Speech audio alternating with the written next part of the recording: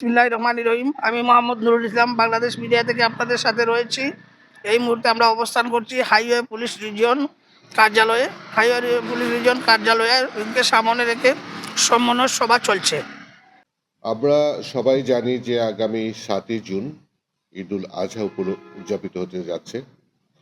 ঈদুল আজহা বাংলাদেশের জনগণের একটি বৃহত্তম অন্যতম বড় উৎসব এবং এই উপলক্ষে কোটি কোটি মানুষ দেশের এক প্রান্ত থেকে এক প্রান্ত, বিশেষ করে রাজধানী থেকে অন্যান্য শহরে এবং সিলেটের মতো বড় শহরগুলো থেকেও অন্যান্য শহরে যাতায়াত করবে নিজ নিজ আত্মীয় স্বজনের সাথে ঈদ করার জন্য, নিজের সেই নারীর টানের যে আমরা যেটা বলি সেই গন্তব্যে করার জন্য। সেরকম একটি সময়ে বাংলাদেশের পুলিশ এবং হাইওয়ে পুলিশ এই জনসাধারণ যাতে নির্বিঘ্নে এবং শান্তিপূর্ণভাবে এবং নিরাপদে তাদের গন্তব্যস্থলে পৌঁছে আত্মীয় স্বজনের সাথে উৎসবমুখর পরিবেশে ঈদের আনন্দ উদযাপন করতে পারে, সেই জন্য নিরলসভাবে কাজ করে যাচ্ছে।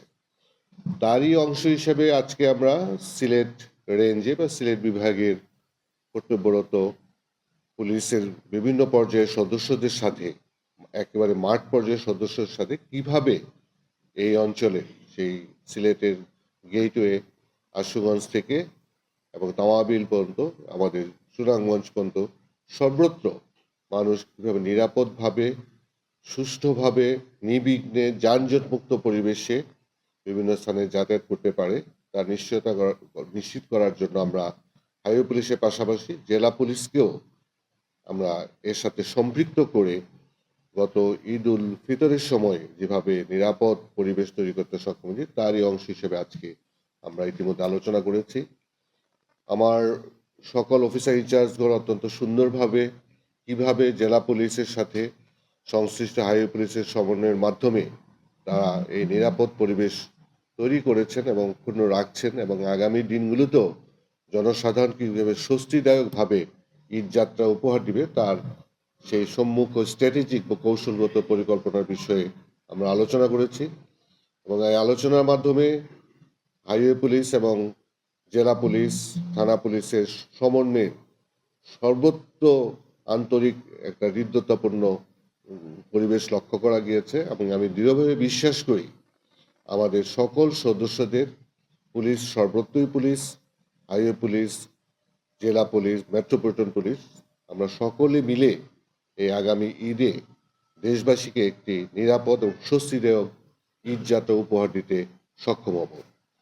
এবং একই সাথে আমি এটাও বিশ্বাস করি মানুষের মধ্যে আস্থার পরিবেশ সৃষ্টি করার জন্য, মানুষের মধ্যে নিরাপদ একটি মনোভাব সৃষ্টি করার জন্য পুলিশের পাশাপাশি সমাজে অন্যান্য যে স্টেক হোল্ডাররা রয়েছে, বিশেষ করে আমাদের প্রিয় সাংবাদিক বৃন্দ, তাদেরও একটু ইতিবাচক ভূমিকা রয়েছে যে জনগণের মাঝে সেই মেসেজটি পৌঁছে দেয়া যে বাংলাদেশ পুলিশের প্রতিটি সদস্য মহাসড়কে জনসাধারণের যাত্রাকে নিরাপদ করার জন্য অক্লান্ত পরিশ্রম করছে, দিবারাত্রি পরিশ্রম করছে এবং আমরা দৃঢ়ভাবে বিশ্বাস করি এবং আমাদের পারস্পরিক সহযোগিতার মাধ্যমে আমরা দিন রাত যেভাবে কাজ করার প্রত্যয় ব্যক্ত করছি এবং ইতিমধ্যে করতে সক্ষম হয়েছি, এই ধারা অব্যাহত রাখতে পারবো এবং মানুষ এবং যেহেতু এটি ঈদুল আজহা, কোরবানি ঈদ, দেশের এক প্রান্ত থেকে এক প্রান্তে কৃষক, ব্যবসায়ী, অন্যরা পশুবাহী গাড়ি নিয়ে বিভিন্ন হাট, গরু ছাগলের হাটে যাবে, সেই পশুবাহী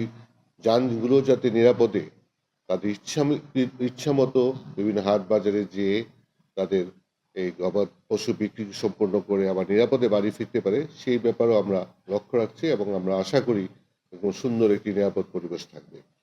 তো সিলেট অঞ্চলে বরাবরই সুন্দর শান্তিপূর্ণ পরিবেশ রয়েছে, এই ধারা অক্ষুণ্ণ থাকবে এবং সিলেট বিভাগের, সিলেট রেঞ্জের সকলে মিলে আমরা জনগণের সামনে একটি সুন্দর ঈদ উপহার দিব এই প্রত্যাশা ব্যক্ত করে এবং জনগণকে আমাদেরকে সহযোগিতা করার অনুরোধ জানিয়ে আমাদের উপর আস্থা রাখার জন্য পুলিশ কঠোর থাকবে, একই সাথে নিরাপদ পরিবেশ নিশ্চিত করতে আমরা তৎপর। সবাইকে ধন্যবাদ এবং সবার সহযোগিতার জন্য আপনাদের সবাইকে আবার আন্তরিক ধন্যবাদ। ও জেলা পুলিশের সম্মানিত পুলিশ সুপার সহ, range DIG sir, police commissioner sir সহ সবাইকে আমার আন্তরিক ধন্যবাদ ও কৃতজ্ঞতা প্রকাশ করি। ধন্যবাদ সবাইকে।